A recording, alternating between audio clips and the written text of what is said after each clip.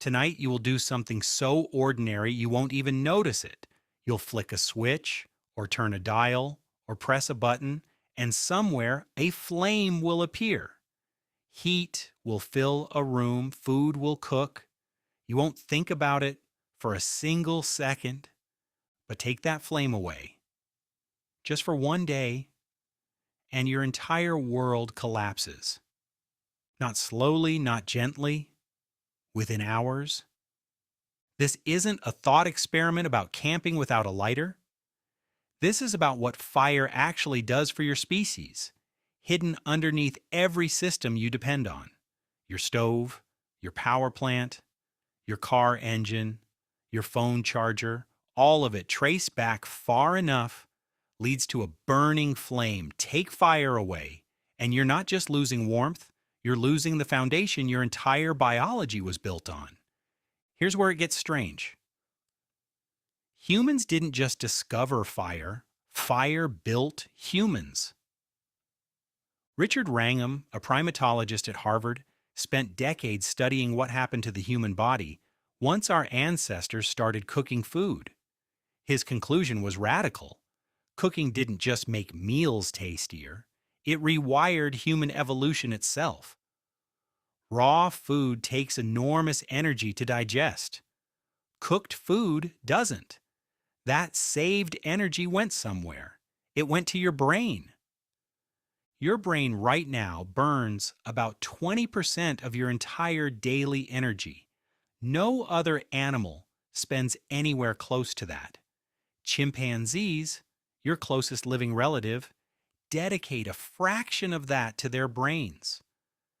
The difference, according to Wrangham's research, is fire, cooking pre-digested food outside the body. It freed up calories. And calories over hundreds of thousands of years built the organ that lets you read these words right now. So take away fire and you're not just cold. You're undoing the very trade that made you human. Now imagine it happens tomorrow. Every flame extinguished, every pilot light out, every furnace dark. What actually happens first? Cold. Real cold, faster than you'd expect. Most homes lose heat rapidly once a furnace stops running. In colder climates, indoor temperatures can drop close to outdoor levels within a day. Hypothermia doesn't need a blizzard. It needs hours, and a body that can't warm itself. Then comes food. Grocery stores run on refrigeration, and refrigeration runs on electricity. And most electricity, even now, comes from burning something: coal, natural gas, oil. Take fire away entirely, and you don't just lose your stove. You lose the power grid itself. Every hospital ventilator, every water treatment plant, every pump that moves clean water into your home and waste out of it. This is the part people miss. They think of fire as flame. But fire, at its core, is a chemical reaction, one that humans learn to control and scale into something enormous. Modern civilization is fire, organized. Power plants are contained fire, car engines are controlled, repeated fire, thousands of tiny explosions every minute. Even a nuclear plant, oddly enough, still boils water, just like the first person who held meat over a flame 2 million years ago. Which raises a strange question. Are we really so different from that person? Consider what anthropologists have found at ancient hearths. A study led by researchers examining the Wonderwork cave in South Africa found evidence of controlled fire use dating back roughly 1 million years. Not campfires exactly. Structured, repeated burning, in one spot over and over. That single behavior changed everything downstream. It extended the day past sunset. It kept predators at bay. It let small groups gather in a circle, facing each other, talking, long after the sun had gone. That circle might be the most underrated invention in human history. Polly Wiesner, an anthropologist who studied the Jew/Hwansi people of the Kalahari found something remarkable about firelight conversation.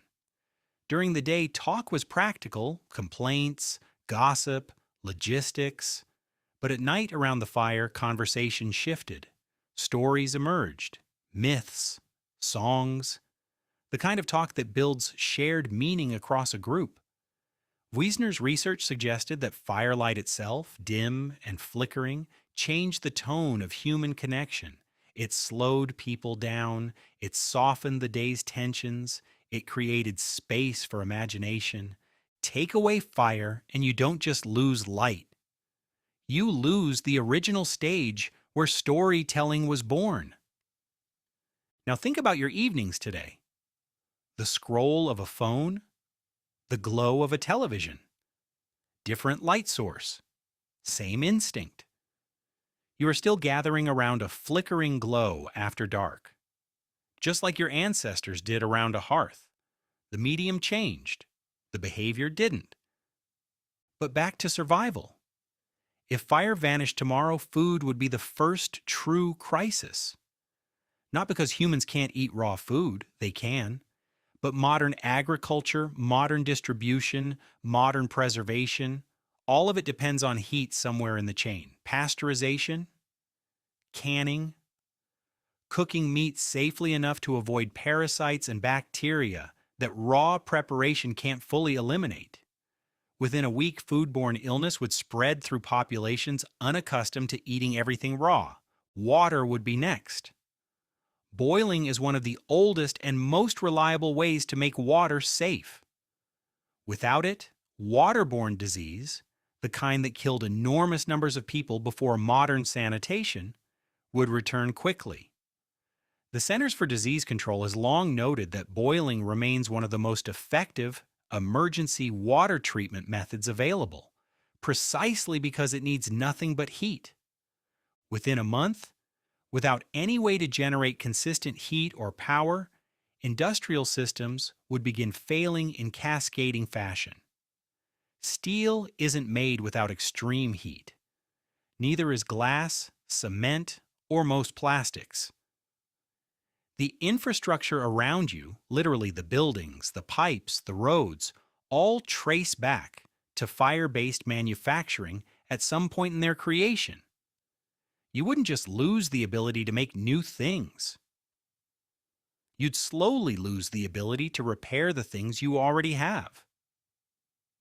Here's the twist, though. Humans have lost fire before. Not everywhere, not everyone.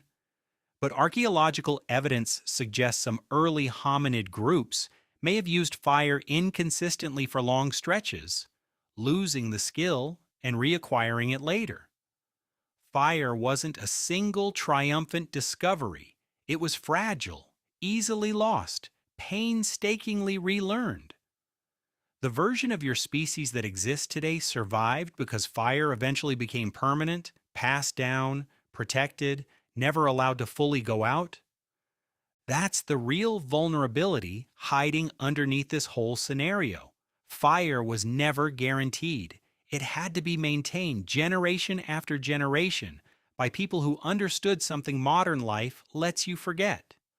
Warmth, safety, and light are not defaults. They are achievements. Daniel Everett, a linguist who lived for years among the Piraha people in the Amazon, described how central fire remained to daily survival there, not as a backdrop, but as a constant task. Someone was always tending it, always feeding it, always protecting it from rain. It wasn't automatic, it was labor repeated endlessly because the alternative was unthinkable. You don't do that labor anymore. Somewhere, a power company does it for you. Burning coal or gas in a facility you'll never see, so that heat appears in your home the instant you ask for it. The relationship between you and fire hasn't disappeared. It's just been outsourced, hidden behind wires and pipelines and switches, which means the scenario isn't really about losing flame. It's about losing the invisible chain of infrastructure that flame quietly powers. Take it away, and the illusion of independence collapses instantly. You discover within days exactly how much of your life was never really under your own control to begin with. So, what would you actually do if fire disappeared tomorrow? You'd probably do what your ancestors did, the ones facing the same darkness a million years ago. You'd gather people close. You'd share what little warmth and food remained. You'd talk, maybe for longer than you have in years, because there would be nothing else glowing to look at except each other's faces. And maybe that's the strangest part of this whole thought experiment. The thing that built your intelligence, your language, your social bonds, your entire species, wasn't really the flame itself. It was what the flame made possible. Gathering, cooking, talking after dark, feeling safe enough to sleep. Tonight you'll flick a switch again without thinking. But somewhere behind that simple motion sits nearly 2 million years of controlled fire, quietly holding your entire world together.